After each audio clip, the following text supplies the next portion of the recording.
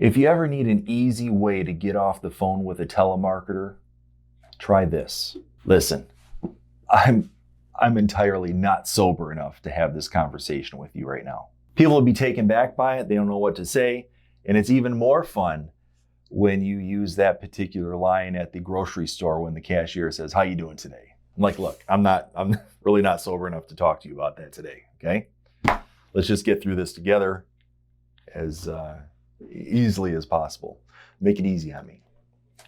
I say that jokingly. Let me tell you about the inspiration for this shirt, okay? The sober shirt.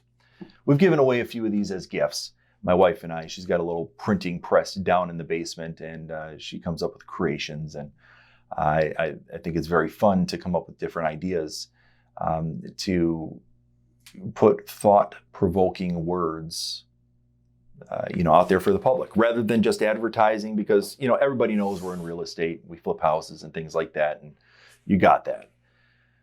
But let's dig a little bit deeper so you can get to know me, and we can build a little bit of a relationship through these annual cards. The root of this sober shirt, it goes back to a couple years ago. There was a house that we were looking at, my partner and I, to purchase in Inkster, Michigan. And that house was, it was nice, bi-level house, kind of run down, needed some updating. But as I'm touring this house, the lady that's there, she's like, "Okay, just go take a look." I'm touring this place, and I am upstairs, and I see on this ledge, like it must have been 4 roaches up there, like little tiny guys like that. Not the Orkin man type roaches, if you know what I'm talking about.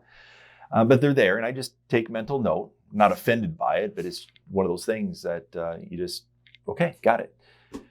Go back downstairs, continue the conversation with this lady, and somehow it comes out that she's been sober for 2 years.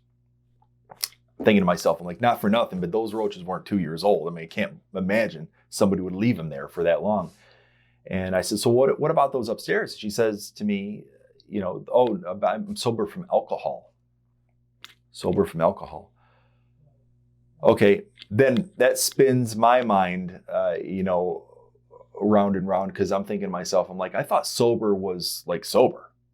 Like, let's go to Merriam-Webster's, and what Merriam-Webster says about being sober is you're unencumbered by alcohol or other intoxicants.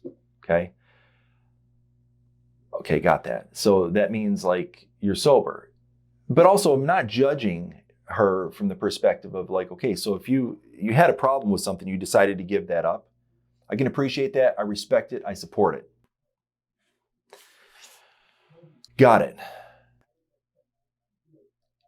And then that just, put me into a bit of a research pattern, because I wanted to understand, the word sober a little bit better. What does the Bible have to say about it?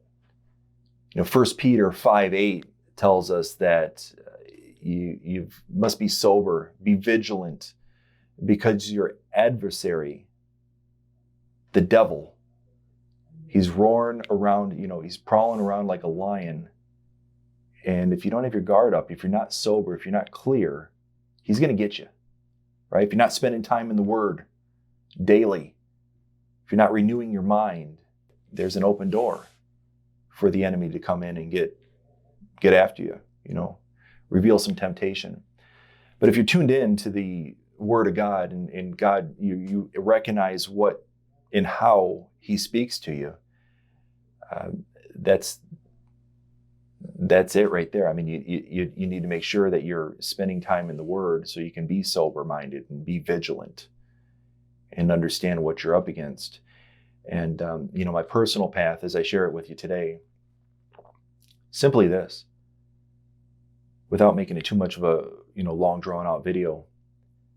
One of the big questions that I've come across in life is like, I don't know that I'm hearing from God.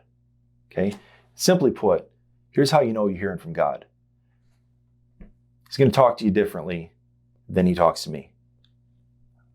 I only believe that I hear Him, a small percentage of the time. I'd love to hear from Him more, which ultimately means that I need to spend more time in the Word. becoming inspired, renewing my mind, okay? Spending time with him, prayer. This is the stuff that helps build that relationship. Think of your spouse, think of your children. The more time that you spend with them, undistracted,